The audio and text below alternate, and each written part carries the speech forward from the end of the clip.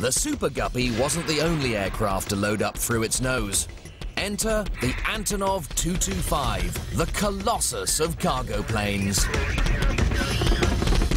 Here I am, airside at Cologne Airport, and that is the Antonov 225, the biggest plane in the world. The only Antonov 225. How cool is that?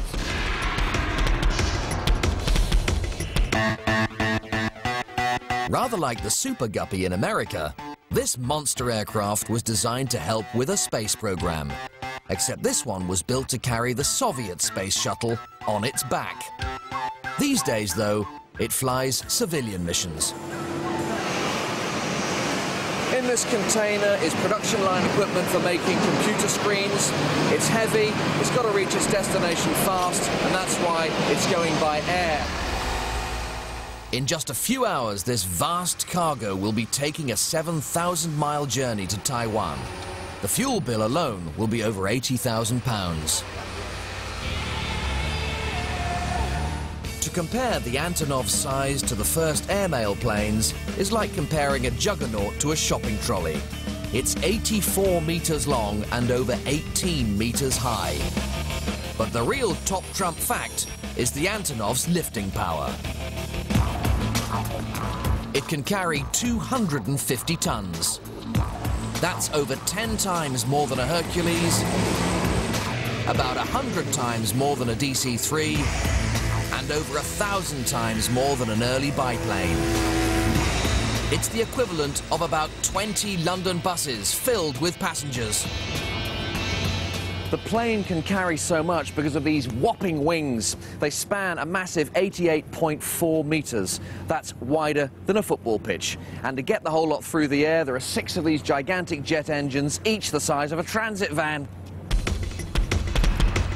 They're more powerful than the engines on Concorde, and together they produce over 300,000 pounds of thrust. That's what you need to get all that weight into the air. And when it comes down, it needs some serious landing gear. Yeah, a lot of wheels. 32 in total, 4 at the nose, and 7 double wheel sets on either side of the fuselage. A lot of rubber. Once inside the hold, the only thing that gives the game away are the curved walls.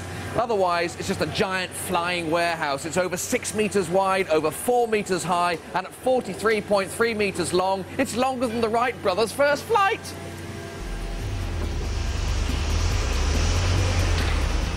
Loading is a massive operation, but if the cargo isn't positioned precisely, the plane won't be balanced in flight, making it a nightmare to control. So here I am in the cockpit of the aircraft. It's like being halfway up a tower block. Everything about it is immense. I'm sitting in the captain's seat. First officer sits over there. We have a navigator here. We have a radio operator as well, and 2 flight engineers.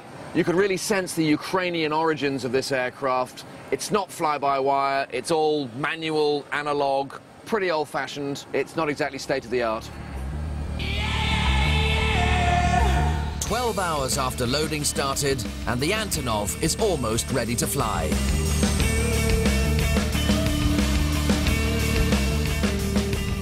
This is it, the Antonov 225, the biggest plane in the world, 500 tons of it now. It's taxiing. One question remains, can it really get off the ground?